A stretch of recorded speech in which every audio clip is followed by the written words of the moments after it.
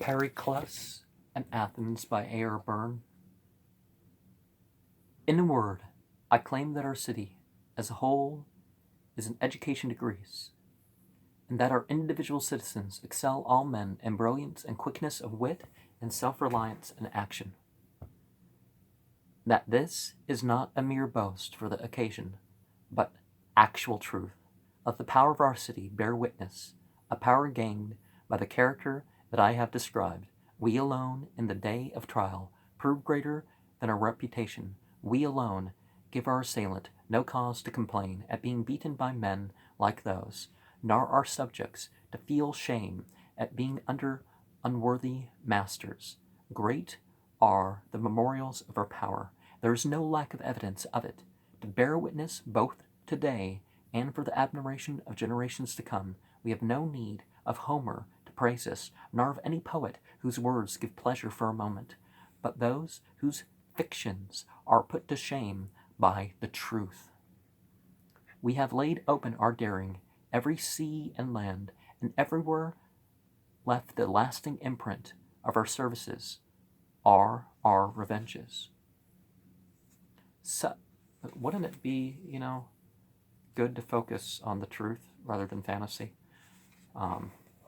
Society is kind of shifting that way, or has very strongly shifted, to the point where people's like, it's a movie. Let's talk about something other than a movie or the novel.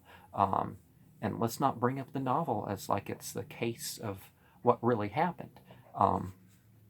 Such is the city for which these men, making the hero's choice, that she should not be taken away from them, died in battle, and for all of us who are left, it is only neutral that every man should be ready to spend himself for her.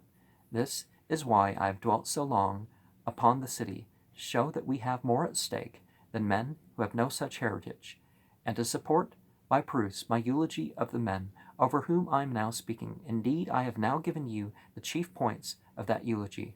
For all those things which I sang the praises of our city were the work of these brave men and of others like them. There are not many men whose achievements, like theirs, really match all that can be said of them. But I believe that a death like this shows a man's worth, whether it be the first visible action or the last in a noble life. For even of those whose past lives were less good, it is just and fair to remember their gallantry on behalf of their country in face of the enemy. They have blotted out evil with good, and done more of a service to the city than ever they did of harm in their private lives. Not one of these shrank back, either from the rich man's desire to enjoy his wealth longer, or from the poor man's hope to escape his poverty. But they counted this, the noble danger, and a blow to their country's enemies, dearer than life. They left to the unknown future the question of success or failure, and trusted in their own hands for the work that lay before them now. So, in the shock of battle, choosing to die rather than to save themselves by hanging back, they feared dishonor and not the physical danger, and in a moment, at the very culmination of glory rather than of terror, passed away. Thus, worthily of the city, these men bore themselves, and we who were left may pray to be spared their extreme trial, but must disdain to show a less valiant spirit, thinking not only of the hackneyed phrases that one might repeat about the reasons for defending one's country, but of the visible splendor of our city, seen day by day. May Athens be the passion of our lives, and when you consider how great she is, think of this too, that all this was gained by men who faced danger and knew their duty, and shunned dishonor. And if they met with defeat, did not think that any reason for giving up, but offered themselves as the fairest sacrifice they could make for her. They gave their lives for their country, and won for themselves a fame they shall not grow old. Oh, a fame that shall not grow old. And the finest sepulchre that can be, not only in which their bodies are laid, but in the memories of men among whom, when any crisis calls for speech or action, their fame shall live forever. For the whole earth is the sepulchre of famous men, and that fame remains not only on graven tablets in their homeland, but also unwritten in lands not theirs, the memory of their spirit, not of their fate. Emulate them, therefore, and believing that happiness is freedom, and freedom courage, do not shun the dangers of battle. For it is not the miserable man who should be most unsparing of his life, but the fortunate ones who have the most to lose by defeat. To be humbled through one's own cowardice is more painful to a man of spirit than a quick death, when still full of strength and confidence among one's comrades. Therefore, I do not weep for the parents of the dead who are with us today, but will comfort them.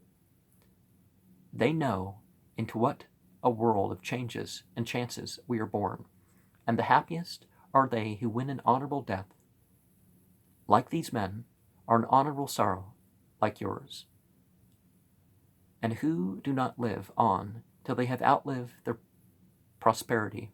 I know that it is not easy to convince you of this. Sing the happiness of others. You will be reminded so often that which once was yours, and grief is not felt for the lack of good things that one has never known, but of those one has lost after learning to rely on them. Yet you must endure in the hope of other children, those who are still of an age to bear them, and they will help to fill the gap. But those of you who are past the prime of life, count it gang that your time of happiness has been the longer, and what remains will be short. And lighten your grief by thinking of the fair renown of the dead, for the love of honor is the only thing that does not weaken with age, and the old man's helplessness is most cheered, not by riches, as some say, but by being looked upon with honor. To you, children and brothers of the fallen, I say there is a hard struggle in front of you. For all men praise the dead, so you will have to try your hardest if you are to be thought not as good as they, but even only little inferior. If I must speak also of the glory of women, to those who are not made widows, I can sum up all in brief. It is great glory for you to not fall short of the nature that is in you, and to be spoken of by men as little as possible, either in praise or blame. My words are done to the best of my ability, and in obedience to the law, as a practical tribute. These, whom we are burying, have received our offerings now, and the state will look after their children till they are of age, thinking it good to hold out this prize, both for these men and for those who are left, for such a context, for where excellence is best rewarded, there are the best citizens found. And now, when you have finished mourning those dear to you, it is time to depart. Now, some modern cults have said a greater feast for death, and that's where a lot of this comes from. But the dead don't have ability to accept our offerings as such, but in a sympathetic way, we can say we eat on their behalf. But it's important in a funeral to spiritually encourage the living.